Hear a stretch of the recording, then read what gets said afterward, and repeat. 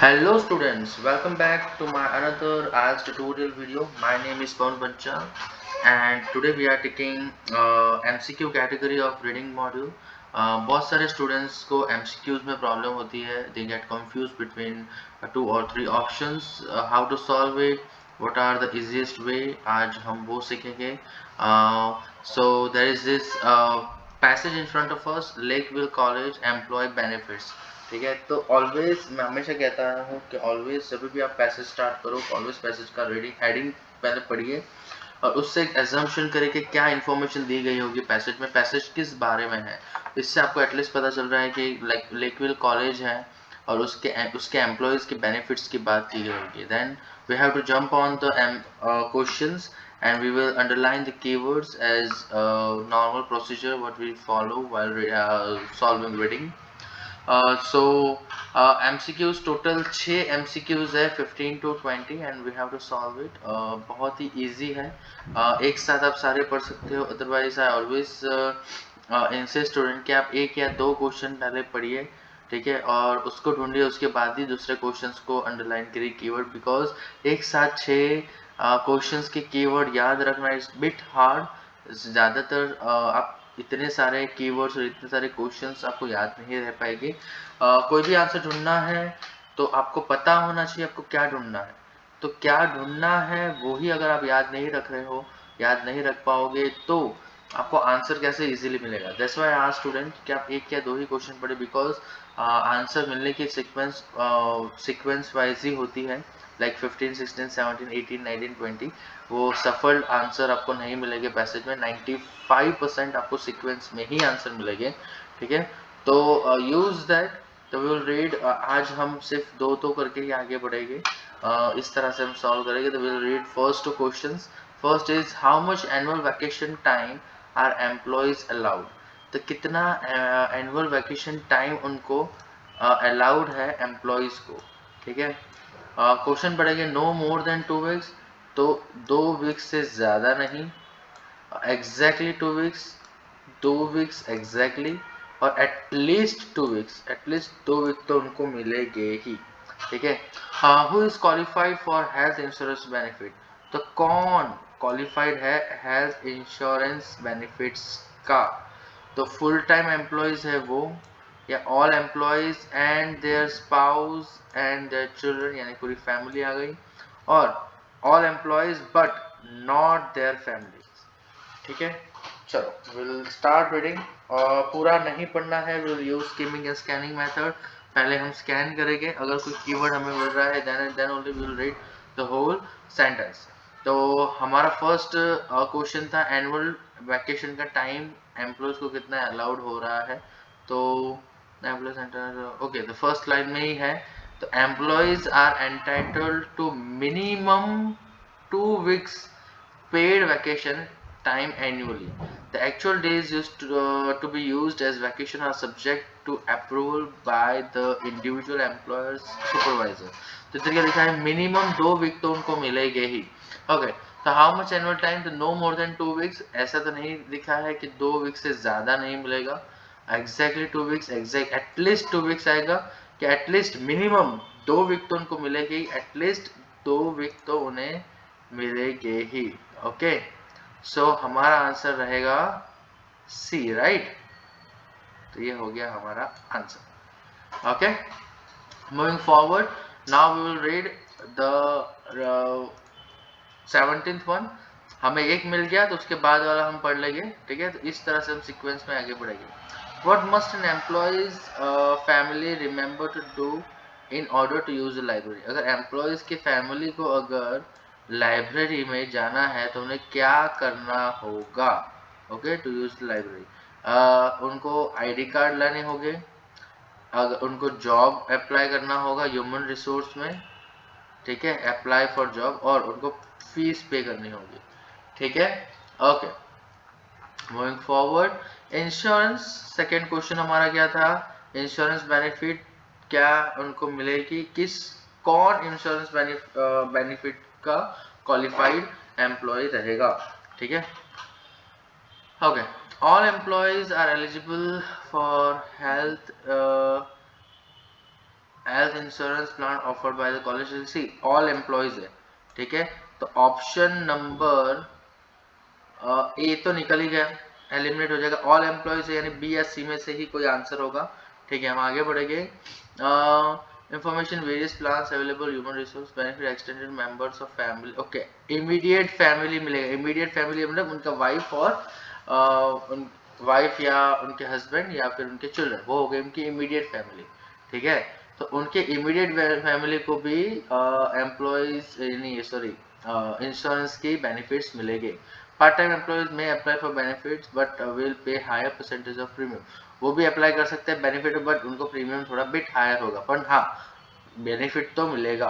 तो इसका आंसर क्या आएगा, इसका आंसर आएगा all employees are and their spouses and children, spouse and children क्या हो जाएगा, उनका इमीडिएट फैमिली, राइट। तो हमारा आंसर होगा बी, ठीक है। Okay, moving forward to the 18th one, where can employees park their car, तो वो कहां पर कार को पार्क कर पाएंगे। तो इन एम्प्लॉयज पार्किंग एरियाज, तो एम्प्लॉय का जो पार्किंग एरिया है उधर, only anywhere on the campus, कहीं भी कर सकते हैं, और both in employees and visitor parking areas, ठीक है, दोनों में से कहीं पर भी वो पार्क कर पाएंगे, ठीक है। हाँ okay, now we are using family members, अगर लाइब्रेरी अगर यूज करनी हो तो क्या उनको करना होगा। Use of college facilities, and employees in full-time and part-time may use college facilities including the library, gym, swimming pool, tennis court. Okay, the faculty or staff ID must be shown when requesting access to the seat. Faculty and staff ID लिखा है, पर वो किसके लिए है, faculty employees के लिए है। हमारा क्वेश्चन क्या है कि एम्प्लॉयज की फैमिली को अगर यूज करना हो तो क्या होगा, immediate family member, immediate family member that means उनके फैमिली मेंबर्स हो गए, अगर उनको अगर एंटाइटल होना है इस बेनिफिट में, तो उन्हें must obtain ID card from HR, human resource से उनको आईडी कार्ड लाना होगा। तो get an ID card chances है yes, apply for job, job apply करने की तो बात नहीं हुई, उनको पे फीस पे करनी है वैसे भी बात नहीं हुई, दैट मीन्स इसका आंसर आएगा ए, ठीक है। Okay, moving forward, if an employee takes one class in a year, अगर एक क्लास ले रहा है पूरे साल में, तो उसे कितना पे करना होगा, nothing, full time, full tuition rate, और स्टूडेंट सर्विस फी, ठीक है। अब पार्किंग की बात हो रही थी कि पार्क कहां पर कर पाएंगे, तो free parking is available on the campus, college employees, however parking stickers must be obtained from human resource, the sticker must be displayed on the windshield all the time at park, the sticker is valid for parking specially designated for employee parking, तो employee parking में तो कर ही पाएंगे, as well as in any park spaced, employee park में तो कर ही पाएंगे, और कहीं भी अगर विजिटर्स पार्किंग का कहीं भी बोर्ड लगा है तो उधर भी एम्प्लॉय तो पार्क कर ही पाएंगे। Student parking areas are reserve for student parking only, student parking only उसी में ही स्टूडेंट्स कर पाएंगे, यानी स्टूडेंट पार्किंग में एम्प्लॉयज पार्क नहीं कर पाएंगे, पर एम्प्लॉयज कहाँ पार्क कर पाएंगे, तो एम्प्लॉयज उनके पार्किंग एरिया में as well as visitors parking area में भी पार्क कर पाएंगे। तो where is the employees are park their car, the employees park only, तो ये तो एनिबलेट हो जाएगा। एनीवेयर ऑन कैंपस, कहीं भी कर पाएंगे नहीं, क्योंकि स्टूडेंट पार्किंग में तो वो नहीं कर पाएंगे, राइट, तो वो नहीं, both in employees and visitor parking, okay. तो हमारा आंसर आएगा सी, ठीक है, कि वो विजिटर्स एंड एम्प्लॉय पार्किंग में भी कर पाएंगे। Okay, the last one we will read, what is required for of employees who want to study for a degree, क्या रिक्वायर्ड है एम्प्लॉयज में अगर उनको want to study for a degree, अगर डिग्री में उनको स्टडी करना है तो परमिशन रिक्वायर्ड है उनके सुपरवाइजर से, application for admission in programme, और पेमेंट ऑफ फुल ट्यूशन, अगर पेमेंट करना होगा उनको फुल ट्यूशन फीस का, ओके, ठीक है। पर एक क्लास ले रहा है तो अगर एम्प्लॉय तो उन्हें कितना फीस पे करना होगा, तो देख लेते हैं। एम्प्लॉयज में टेक वन क्लास इधर क्या लिखा है कि ओके, एम्प्लॉयज में एनरोल अप टू 3 क्लासेस, ठीक है, per year free of charge, okay. से लिखा है employees can enrol up to 3 classes per year free of charge, तो तो अगर एक क्लास ले रहा है तो उससे कोई पैसे पे करना रहेगा नहीं, right. In addition classes beyond must be paid full time, okay. इससे ज्यादा अगर कर रहे हो तो उन्हें फुल ट्यूशन रेट पे करना होगा, okay. Nothing, yes, full tuition rate तो कब, जब 3 से ज्यादा अगर क्लास करे तो, इसमें तो एक क्लास का ही पूछा हुआ है। और स्टूडेंट सर्विस फीस की तो कोई बात ही नहीं है, दैट मीन्स हमारा आंसर रहेगा A. Moving forward, in addition, any employee wishing to pursue degree must apply for and be accepted into program for his or her choice for before being considered a degree candidate. In this case, student service fees will be applied. अगर किसी भी employ को अगर degree करनी है तो उसे apply करना पड़ेगा और उस प्रोग्राम में एक्सेप्टेड होना होगा, ठीक है। तो इधर क्या लिखा है, परमिशन फ्रॉम सुपरवाइजर की तो बात नहीं, application for admission in the programme, उन्हें एप्लीकेशन तो करनी ही पड़ेगी। और पेमेंट ऑफ ट्यूशन फी नहीं, उन्हें स्टूडेंट रजिस्ट्रेशन फी ही सिर्फ भरनी होगी, राइट। इधर लिखा हुआ है देखो, स्टूडेंट सर्विस फी ही सिर्फ भरनी होगी, इधर पूरी फुल ट्यूशन फी उनको नहीं भरनी है, राइट। तो आंसर होगा हमारा बी, जहां पर उन्हें एप्लीकेशन करनी होगी। So that is easiest way to solve MCQ, okay. दो तीन चीजें बात आपको ध्यान में रखनी है कि you don't have to get confused between the options।